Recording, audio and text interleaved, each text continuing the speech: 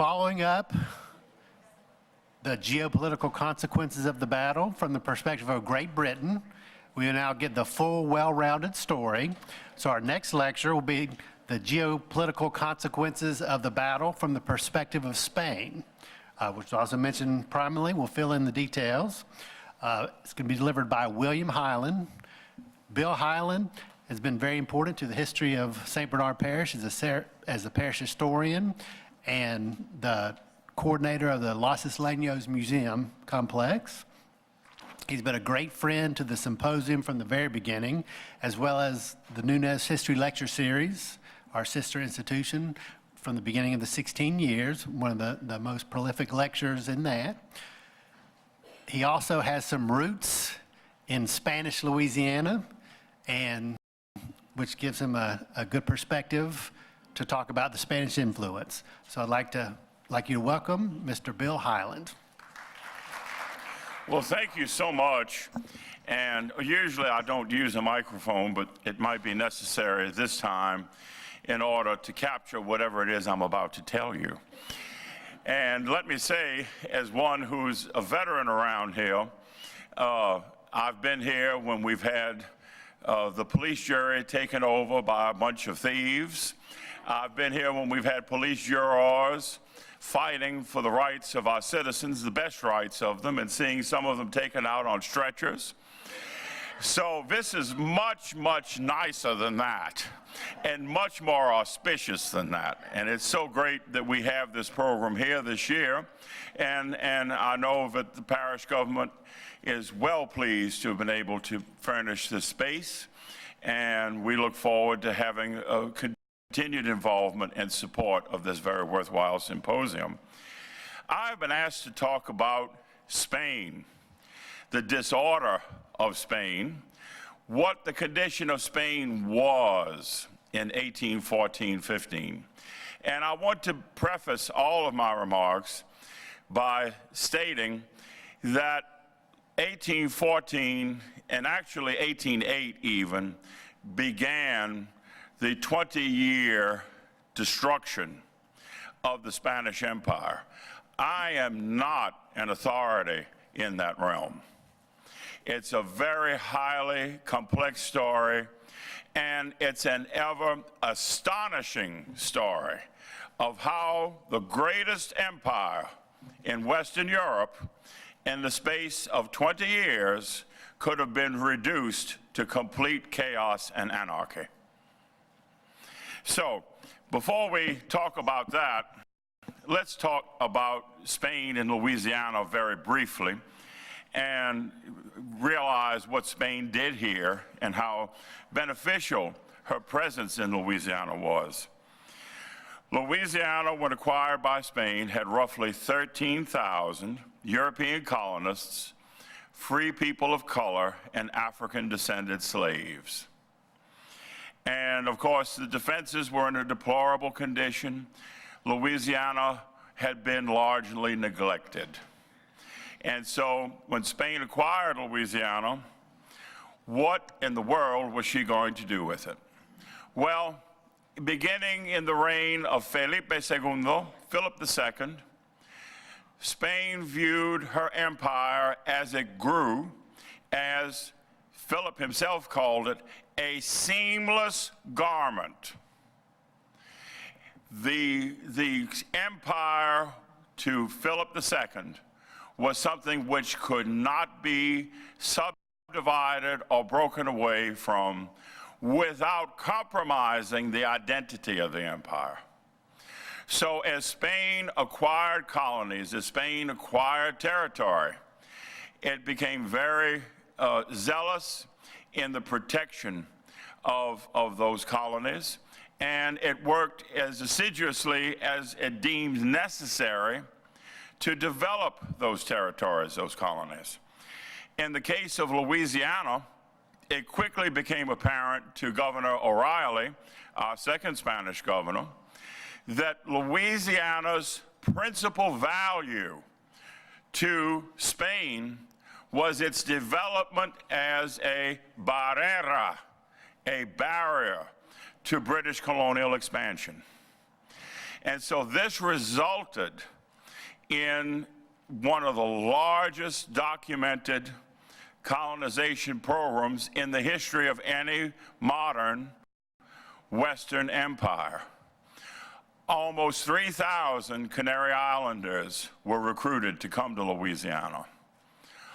Almost 2,000 Acadian refugees were settled in Louisiana at the expense of the Spanish crown. There were hundreds of people who came from Malaga, which is in the southwest part of Spain, in Andalusia, and founded Nueva Iberia, New Iberia. So it's very important, the things that Spain did here. And then, of course, the British, by the time that the Spaniards had arrived and established their presence here, the British, beginning at the end of the first period of French colonial ownership, had begun to establish a stranglehold on the economy of Louisiana. There were British merchants who were actively working to sell porcelain, silver, earthenware, furniture to the Louisiana colonists. So that Spain was aware of this British presence that was mounting. In 1770, Captain Philip Pittman wrote a study which was published, and it was called The Present State of European Settlements on the Mississippi. And in that document, he actually presents a series of maps that chart the course of the Mississippi River from below New Orleans above St. Louis, with detailed maps of the city of New Orleans. So Britain had its eyes on this place. What it would have done or could have done, I don't know. But it definitely had its eyes here. And because of this British interest, which Spain was aware of, because remember, such a far-flung empire necessitated a very effective intelligence network. You know, just as we have the CIA today, there was a sort of equivalent in those days in Spain, and it operated globally. So that the Spaniards were always aware of what was happening. They always had some news. How accurate it was 200, 300 years ago remains to be seen, but still, they had a concept of what was happening across the globe, because remember, in our lifetime, it was said that the sun never set on the British Empire. Well, before that, in the 18th century and before, the sun never set on the Spanish Empire. That's how great it was.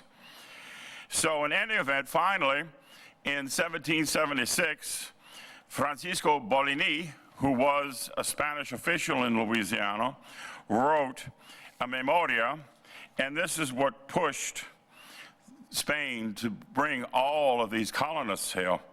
And Bolini wrote, and I quote, "Spain must populate Louisiana or prepare to lose this land and the potential, though unknown, that the Mississippi Valley holds."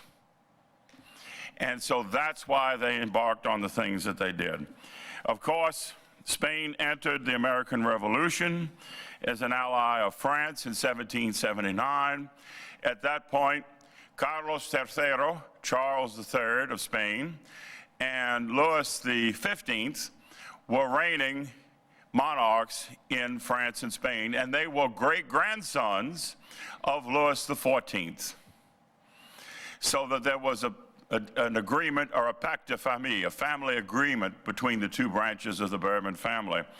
And then, of course, with Spain's entrance into the American Revolution was, of course, the result here of the Galvez expedition, which resulted in the capture of Mobile, the capture of Baton Rouge and Montchac, the acquisition of Natchez, and, of course, the ultimate capitulation in 1781 of Pensacola, thus destroying the British presence on the Gulf Coast. This is very important.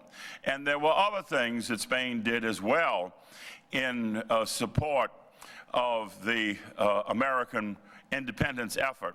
And as a matter of fact, in 1980, I went to the Archivo General de Indias for the very first time in Seville, Spain. And while I was there, one of the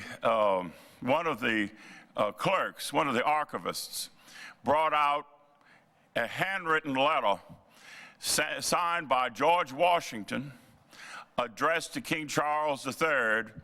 And in the letter, he says, Washington says, I must thank His Most Catholic Majesty for the gift of jackasses, which were of inestimable value to my military operation. So apparently he had received donkeys from the Spaniards. But it shows you, and then Benjamin Franklin also was well known in the court of Spain, and there were very important links there. There were periodic notices or scares, as we would say these days, of the British and their impending rumored descent upon Louisiana. And perhaps the most interesting of these episodes happened in 1796. There was alarm generated because Spanish administrative circles had received military intelligence from the British Ministry of War that Great Britain proposed an invasion of Louisiana with between 2,000 and 3,000 men carried in shallow draft cannon launches by way of Lakes Maurepas, Pontchartrain, and Bourne. Governor Carondelet received advisories that the defenses in Pensacola were in worse condition in 1796 than when they fell to the Spanish in 1781. And once again, he looked at the defenses throughout the valley and did his very best to enhance them. So I think that's very interesting, and I think it's rather telling that in 1796, we have a basic description of what happened in 1814-15. Of course, by the Treaty of San Lorenzo, Natchez was ceded to the United States, and then after that, Spain began to retrench a bit, and it was at that time that the post of Nueva Feliciana, today known as East and West Feliciana Parish, was founded. And many of the people who were living in the Natchez district were encouraged or enticed to settle in the new Felicianas. And then this opens, of course, a whole other discussion about the contemplated effort of Wilkinson, General James Wilkinson, who was a double agent for Spain and the United States, and Aaron Burr, and the Spanish officials, beginning particularly with Governor Miro. Carondelet was part of it, so was Governor Gayoso, to establish a Republic of the West, including the Northwest Territory and all of that land between the 13 colonies in the South and the Mississippi River, exclusive of Spanish West Florida. And of course, the idea was that in this way, the influence of the fledgling American colonies could be compromised and diluted, because Spain was very concerned that all of these English-speaking people were clamoring at the Mississippi River. And as a matter of fact, it was during that time that we had the Irish priests coming to Louisiana. We had Father Juan Brady. We had Father Patricio Walsh. And you know, I have a lot of Irish in me too. And one of the things that I'll never forget reading was Patricio Walsh. He had been the rector of the St. Louis Cathedral. And of course, when he died, he had completely alienated Antonio de Cerella, who was the pastor before him and became the rector afterwards. And so, in any event, make a long story short, usually the funeral entries are very flowery, and the priest says that he inters with the rites of the Holy Mother, Roman Catholic Church, the immortal remains of whomever. And it goes on, a native of this and that. Well, when Father Walsh died in 1803, Antonio de Cedella writes, "Father Walsh died today, I buried him." So, you know, it seems that maybe all was not so wonderful with these Irish priests and the Spaniards. But the reason they were brought here was to proselytize amongst the people who spoke English. And actually, they won converts, and they were somewhat successful. But time was ticking. There were problems in the motherland. And then in 1803, Louisiana was illegally sold to the United States by France in violation of the Treaty of San Ildefonso. And then in 1803, there were people in Louisiana who had watched Louisiana transition from the French government to Spanish government to the 20-day reign of the French Republic and then the United States. So can you imagine? Just think of how you would feel if in your life you had had 4 national identities. Isn't that something? So now let's look at Spain. Charles III, Carlos III, was the king of Spain when we became Spanish. He was not a brilliant man, but he was a methodical person, and he was the most successful of all the Bourbon rulers of Spain. And he had the good sense to realize that, 1, he was living in a changing time, and that 2, while he had absolute power, he knew that he had not absolute infallible intellect. So he learned to listen to the brilliant ministers who surrounded him. And 2 of the most important of those ministers were the Conde de Floridablanca and the Conde de Aranda. For instance, it was the Conde de Aranda who, when he was ambassador to the court at Paris, negotiated bringing the Acadians to Louisiana, the majority of them, at the expense of the Spanish crown.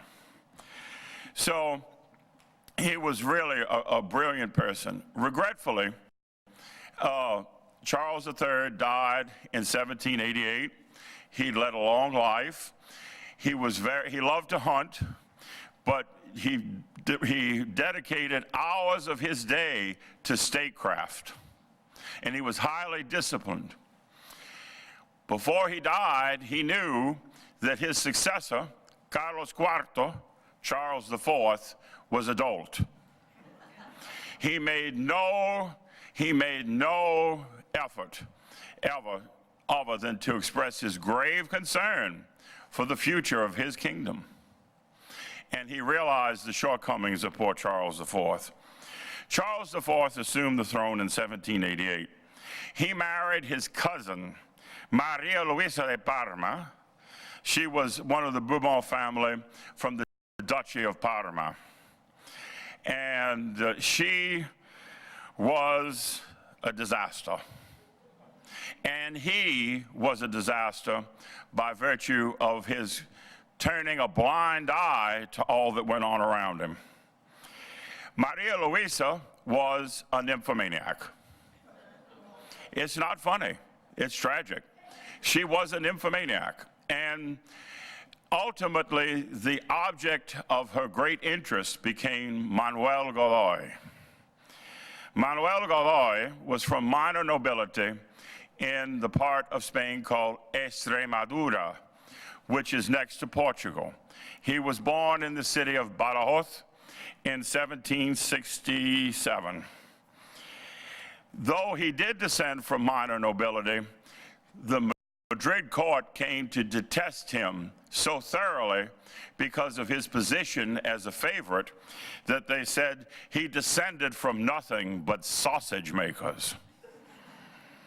He did have a decent early education, but it was interrupted when he was 18 years old. He then joined the Royal Guard, and because of his good looks, he had ruddy complexion, was strongly built, and he was described by everyone, whether French, Spanish, British, as being very sensuous.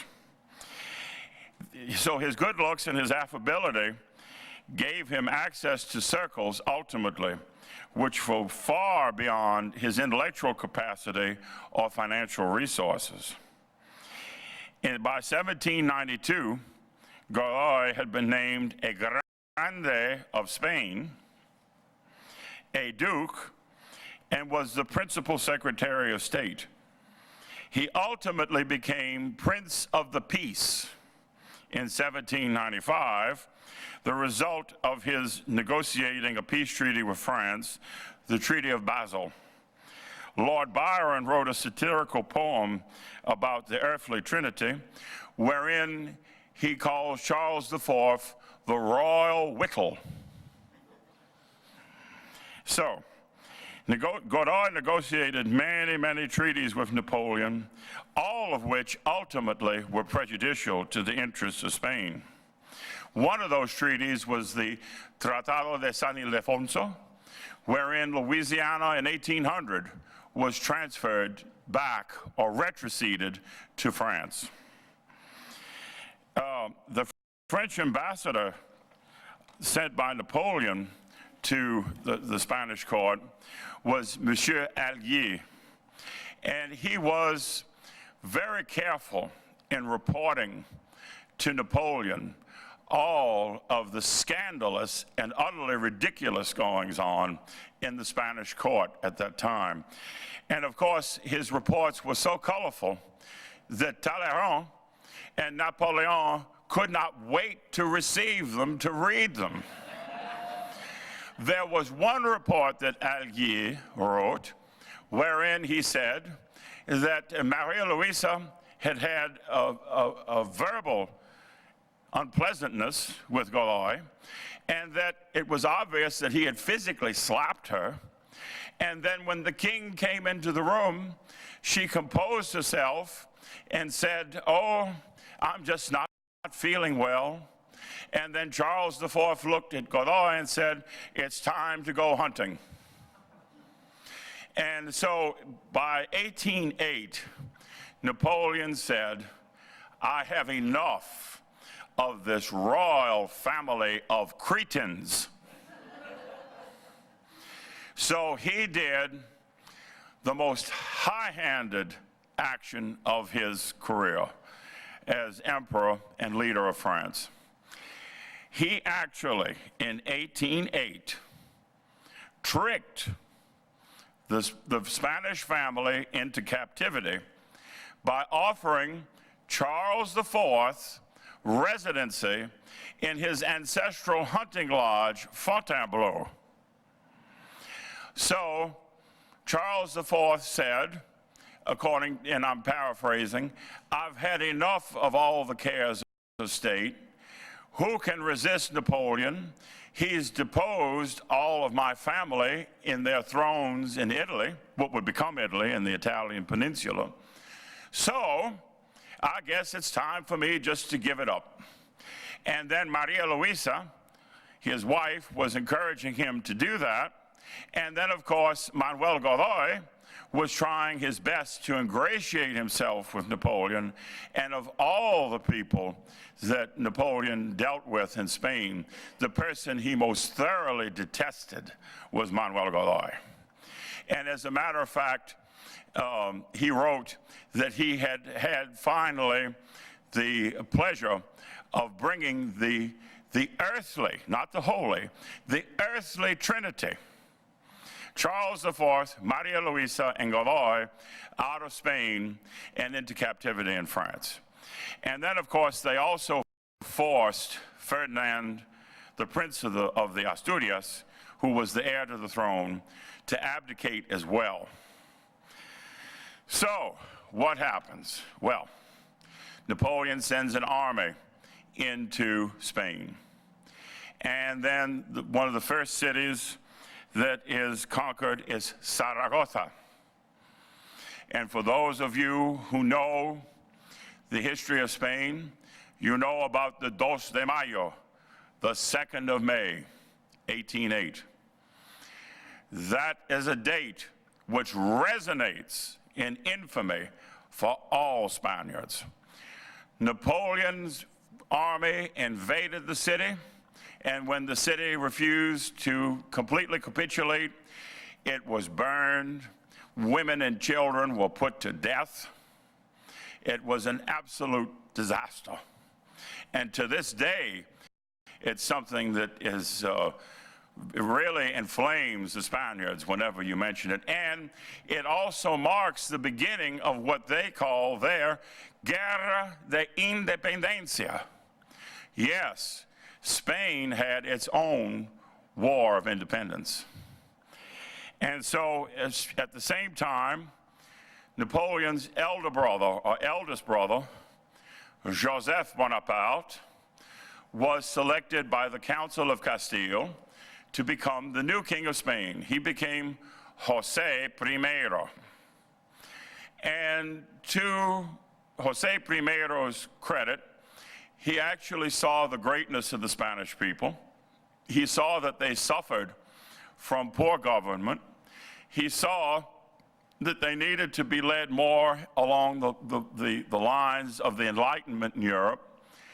But he was fought everywhere, including and most particularly by Napoleon himself, who was determined to plunder Spain and her empire for the benefit of the Grande de la France, the greatness of France, the greatness of Bonaparte. So his rule was an utter failure, unfortunately. At the time of the conquest of the Iberian Peninsula, there was a group of Spaniards who were insurgents, who resisted. And they established themselves in Cadiz Harbor at a place called the Isla de León. And there in a cathedral, in a church in the Isla de León, they met in Congress. And they declared that all of the actions of José I were illegal, that Fernando, the Prince of the Asturias, had been taken into captivity against his will, and that anything that was promulgated by the government in Spain was of no consequence. And then, in 1812, Spain adopted a constitution. Can you imagine a place that had been an absolute monarchy for centuries adopted a constitution? And then, of course, they called the Prince of the Asturias Fernando el Deseado, Fernando the Desired One. Now, let us look at what the Desired One was doing. He was constantly writing to Napoleon, asking that Godoy be put to death. He wrote to Napoleon asking that his parents be imprisoned. He wrote to Napoleon even saying that he wanted to marry a member of the Bonaparte family, and that Napoleon could then place him on the throne of Spain. And that, of course, the reaction of Napoleon was not to respond, and he felt that he felt sorry for Fernando, but he knew that he was very compromised and that he was not fit to do anything. So, in the interim, we have Wellington and the British finally landing in the Iberian Peninsula. And can you imagine centuries of enmity between Great Britain and Spain? Centuries. And yet, Great Britain liberates Spain from the clutches of Napoleon. I mean, could you write fiction like this? So the Duke of Wellington led the campaign, and he distinguished himself in the Iberian Peninsula. Very brave man, brilliant man. And he won many friends in Spain, and he was actually created a Grande of Spain by Ferdinand VII, when he finally ascended to the throne. In 1814, Joseph Bonaparte fled the Iberian Peninsula. And then at that point, Wellington arranged for the third great-grandson of Louis XIV, the bane of Great Britain, to be placed or restored to the throne of Spain. It's a cataclysmic happening in history of Europe. So Wellington did his best to advise Fernando VII, but he wouldn't listen. And then, of course, you know, Wellington's forces were aided by revolutionaries in Spain. And how many of you know, for instance, that the term or the name guerrilla, which we mispronounce guerrilla, began during that Iberian War? That's the profound impact of that war. And then, of course, as Joseph Bonaparte was fleeing, the Spaniards were all cheering, "Abajo de Pepe Botellas," down with Joe Bottles. And they called him Joe Bottles because he loved his French Bordeaux, and it was said that the bottles of the Bordeaux, the empty bottles, were always behind the Oriente. And I tell you what, if I'd been Joseph Bonaparte, I'd have been drinking Bordeaux every day too, and all day. So in any event, Fernando is restored to the throne, and he has his triumphal entry into Madrid. And Wellington despaired during this triumphal entry because the peasants had been paid to chant, "Death to the Constitution, death to the French, death to enlightenment, long live our chains." Fernando VII initiated the most thoroughgoing and catastrophic reaction that you can imagine. I can't begin to express it to you. And as he was busy fighting about his ascendancy, whether there would be a constitution, whether he would put his cousin, the Cardinal Archbishop of Toledo, to death because he supported the Constitution of Spain. As he was busy pondering all of these things and trying to amass the trappings of his throne, his empire was disintegrating. It was falling apart. There was no attention paid to the Spanish Empire at all. And it's really a terrible thing to say, but by 1825, 11 years after Fernando VII had come to power, his American empire, the American Empire of Spain, was almost all lost. Then the Monroe Doctrine of December 1823 was a signal warning to the Holy Alliance and Fernando not to try to reestablish the Spanish Empire in the Americas. When Fernando VII died in 1833, his once proud title of King of the Indies meant that he ruled over Cuba, Puerto Rico, and the Philippine Islands. I don't know if you all can grasp the gravity of this. And to me, it's mind-boggling. I'll never, ever be able to understand how this could have happened. Fernando married, lastly, his niece,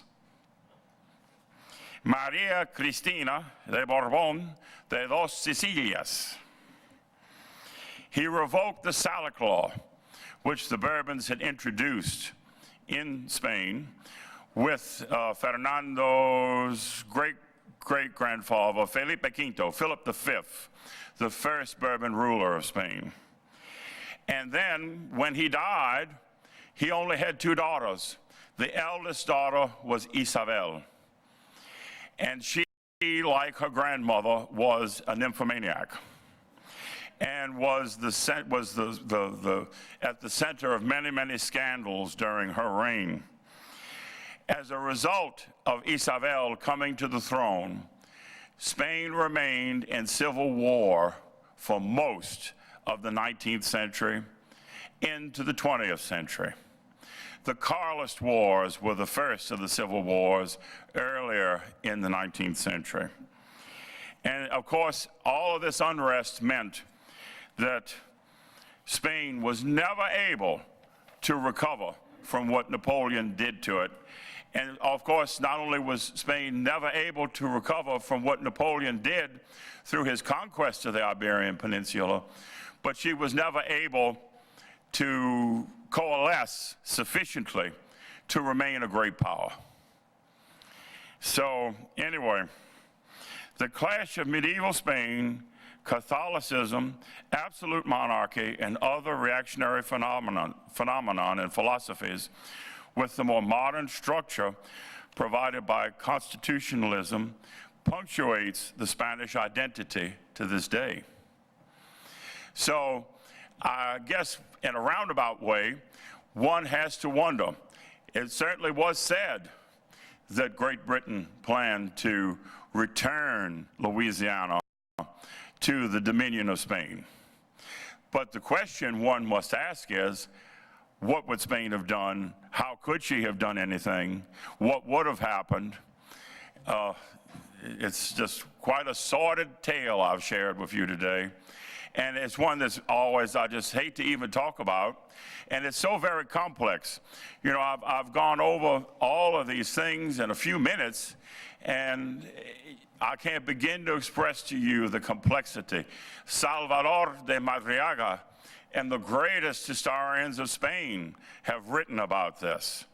And to this day, there still is no definitive work documenting why the Spanish Empire collapsed as it did. So, do you have any questions? Can you have any questions after listening to that? Yes, sir. What did Spain get in return for? Thank you so much. That's for the Tratado de San Ildefonso. What happened there was that the Parma Bourbons had been deposed by Napoleon. And so a new kingdom had been established. So in the interim, Napoleon said, well, I'll take Louisiana and you can have Parma back. And this was something that meant a great deal to the Bourbon family. Charles III's mother was Isabel Farnese, and she was from the Farnese family, who were the Dukes of Parma. So it was something that was very much a part of their family history. And then, of course, there was the caveat in that treaty that if France ever wanted to divest itself another time of Louisiana, that Spain essentially would be given the right of first refusal. Any other questions?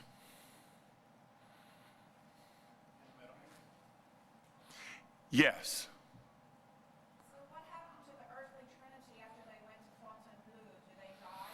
No, and that's an interesting point that you make.